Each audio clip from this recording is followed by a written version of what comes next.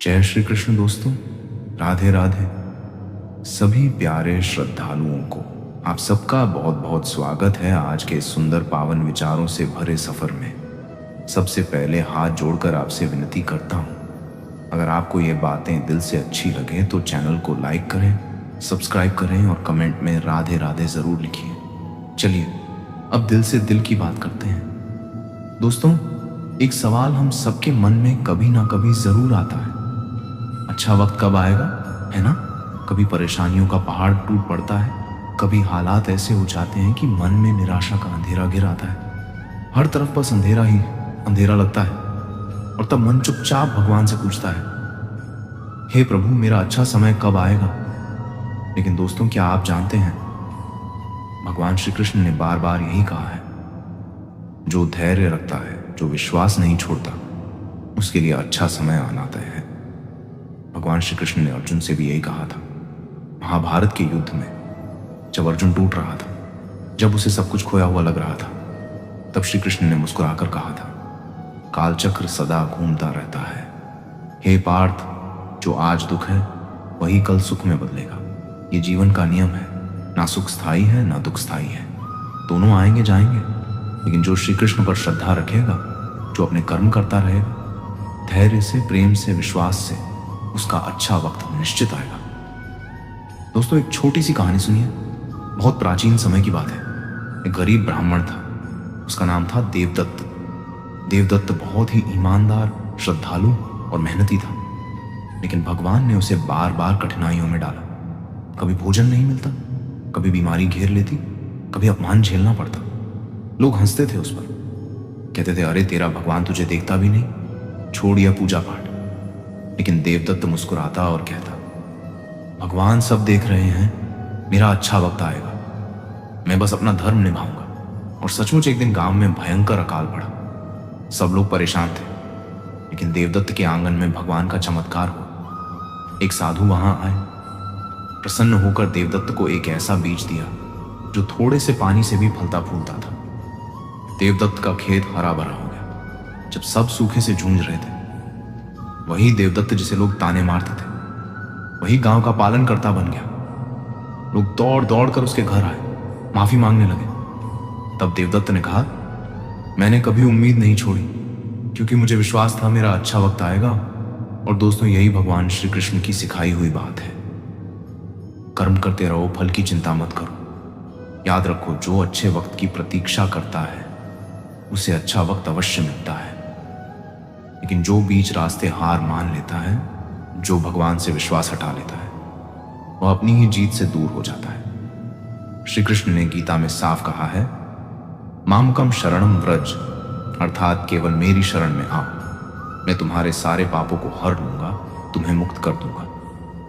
तो दोस्तों, जब भी जीवन में कठिन समय आए, जब भी लगे कि सब रास्ते बंद हो गए हैं, तो बस आंखें बंद कर लो और दिल से पुकारो, हे श्री कृष्ण, मैं तेरी शरण में हूं।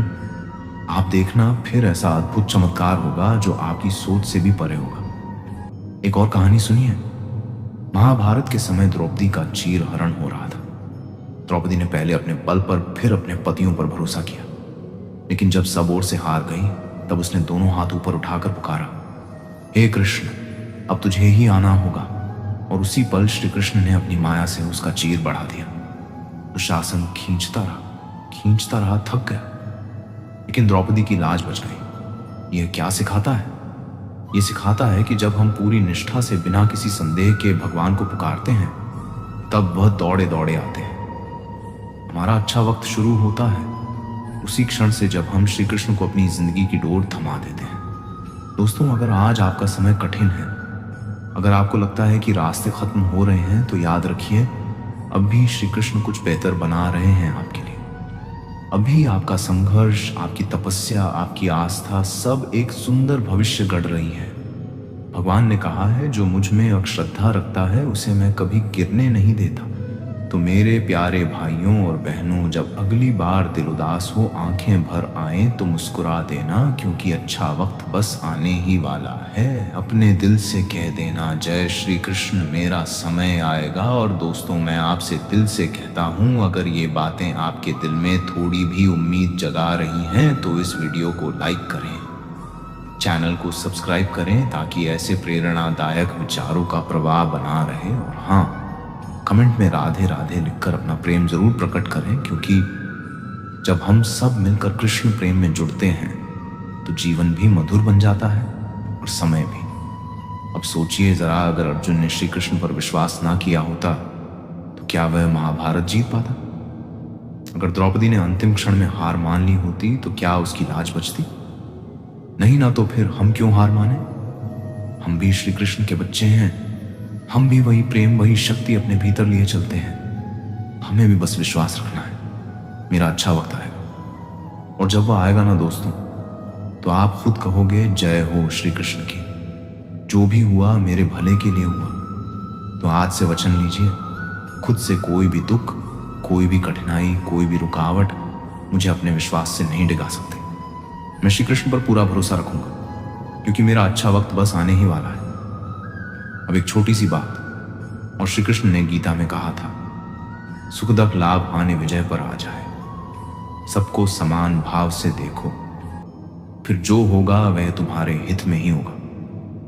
दोस्तों, जब हम दिल से श्री कृष्ण का नाम लेते हैं तो बस वही क्षण होता है जब हमारे भीतर का अंधकार मिटने लगता है, क्योंकि कृष्ण का नाम सिर्फ शब्द नहीं है, वह तो एक ऊर्जा है, एक आशीर्वाद है जो हमारे जीवन की सारी बाधाएं चुपचाप काट देता है। तो आज जब हम ये समझ रहे हैं कि अच्छा वक्त जरूर आएगा, तो यह भी समझना जरूरी है कि जब तक वह अच्छा वक्त नहीं आता, हमें किस तरह जीना है, किस तरह मुस्कुराना है, किस तरह भगवान पर भरोसा बनाए रखना है। श्री कृष्ण ने गीता में अर्जुन से कहा था, हे अर्जुन, तू अपने कर्म कर और जो भी परिणाम आए उसे मेरा प्रसाद समझकर स्वीकार कर। सोचिए दोस्तों, अगर हम हर परिस्थिति को भगवान का प्रसाद समझ लें तो फिर हम दुख में भी आनंद खोज सकते हैं और कठिनाई में भी आशीर्वाद देख सकते हैं। एक और कहानी सुनिए जो दिल को बहुत गहराई से छूती है। एक गांव में एक किसान था, बड़ा ही मेहनती। सुबह से शाम तक खेत में काम करता, लेकिन एक साल बारिश ही नहीं हुई, फसल सूख गई, घर में खाने को भी कुछ नहीं बचा। और किसान रोज सुबह उठकर भगवान श्री कृष्ण के मंदिर जाता, घंटी बजाता और कहता, हे नंदलाल, आज भी मैं तेरा आभार मानता हूँ। गांव वाले चौंक जाते, पूछते, तेरा सब कुछ चला गया है, तू किस बात का आभार कर रहा है? किसान मुस्कुराकर कहता, जो चला गया वह भी भगवान का था, जो बचा है वह भी उसी का है, और जो आएगा वह भी वही देगा। मैं क्यों चिंता करूं? दोस्तों, ऐसा विश्वास, ऐसी श्रद्धा अगर हमारे भीतर आ जाए तो फिर कोई भी कठिनाई हमें हिला नहीं सकती। याद रखिए, भगवान कभी देर कर सकते हैं लेकिन अंधेर नहीं करते। जो सच्चे दिल से पुकारता है, जो सच्चे दिल से प्रतीक्षा करता है, उसकी झोली एक दिन इतनी भर देते हैं कि वह खुद हैरान रह जाता है। श्री कृष्ण ने कहा था, अनन्य भाव से जो मेरी भक्ति करते हैं उनका योग और क्षेम मैं स्वयं वहन करता हूँ। मतलब जहां आपकी सोच खत्म होती है, वहां से श्री कृष्ण की कृपा शुरू होती है। जहां आपके हाथ खाली हो जाते हैं, वहां से श्री कृष्ण अपनी झोली भरनी शुरू करते हैं।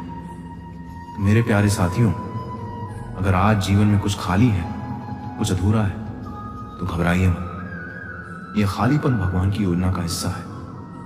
वह आपको कुछ बढ़ा देने वाले हैं, आपको एक ऐसी ऊंचाई पर ले जाने वाले हैं जहां से आप पीछे मुड़कर देखेंगे और कहेंगे, धन्य है वे कठिनाइयां जिन्होंने मुझे यहां तक पहुंचाया। अब एक पल के लिए सोचिए, अगर मूसलाधार बारिश ना हो तो बीज कैसे फूटेगा? अगर कड़ी धूप ना हो तो वृक्ष कैसे मजबूत बनेगा? उसी तरह हमारे जीवन में भी जब आंधियां आती हैं, जब तूफान उठते हैं, तो वह हमें तोड़ने नहीं आते बल्कि हमें मजबूत बनाने आते हैं। श्री कृष्ण यही तो सिखाते हैं। हे अर्जुन, तू योद्धा है, तुझे रणभूमि में खड़ा रहना है, तेरा काम है युद्ध करना, विजय मेरी कृपा से होगी।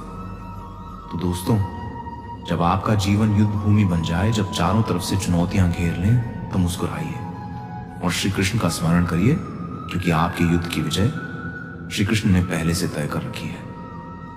आपका काम बस लड़ते रहना है, हिम्मत से, श्रद्धा से। मैं आपसे एक छोटी सी बात बांटना चाहता हूं जो शायद आपके दिल को छू जाएगी। कभी कभी हमें लगता है कि भगवान हमारी सुनते नहीं। हमने इतना प्रार्थना की, इतना रोए, इतना मांगा, फिर भी हमारी समस्या हल नहीं हुई। लेकिन दोस्तों, क्या आपने कभी सोचा है कि शायद भगवान हमारे लिए कुछ और सुंदर तैयार कर रहे हो? शायद वह हमें उस चीज से बचा रहे हो जो आज हमें अच्छी लगती है और आगे चलकर दुख देने वाली होती। इसलिए श्री कृष्ण कहते हैं, मुझे जो अच्छा लगेगा वही तुम्हारे लिए दूंगा। तो विश्वास रखिए, अगर कोई इच्छा पूरी नहीं हो रही है तो समझ जाइए या तो समय सही नहीं है या इच्छा सही नहीं है, लेकिन आपकी मेहनत, आपकी भक्ति, आपकी प्रार्थना, ये सब एक एक करके भगवान के खजाने में जमा हो रही है। और एक दिन जब वे खजाना भर जाएगा तो ऐसी वर्षा होगी कृपा की कि आप खुद कहेंगे, हे प्रभु, तूने तो मेरे सपनों से भी बढ़कर दिया। और तब आपके जीवन में वो दिन आएगा जिसका आपने वर्षों से इंतजार किया है। तब आप जान जाएंगे कि अच्छा वक्त सिर्फ सपना नहीं था, बल्कि वह तो निश्चित था। बस थोड़ा धैर्य चाहिए था, थोड़ा भरोसा चाहिए था।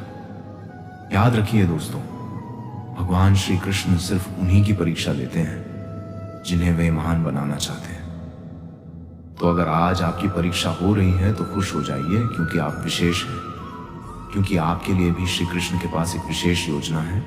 आज आप चाहे जितना भी अकेला महसूस कर रहे हो, चाहे जितना भी टूटा हुआ महसूस कर रहे हो, चाहे जितना भी थका हुआ महसूस कर रहे हो, श्री कृष्ण आपसे बस यही कह रहे हैं, हे मेरे भक्त, थम मत, हार मत, तेरा अच्छा वक्त आ रहा है। और जब वह समय आएगा ना, तो आपकी हर मेहनत का फल मिलेगा, हर आंसू मोती बन जाएगा, हर प्रार्थना उत्तर पाएगी, हर अधूरी कहानी पूरी होगी। तो आइए आज हम सब मिलकर श्री कृष्ण से वादा करें कि हम हार नहीं मानेंगे, हम रुकेंगे नहीं, हम टूटेंगे नहीं, क्योंकि हमें पता है हमारा अच्छा वक्त बस आने ही वाला है।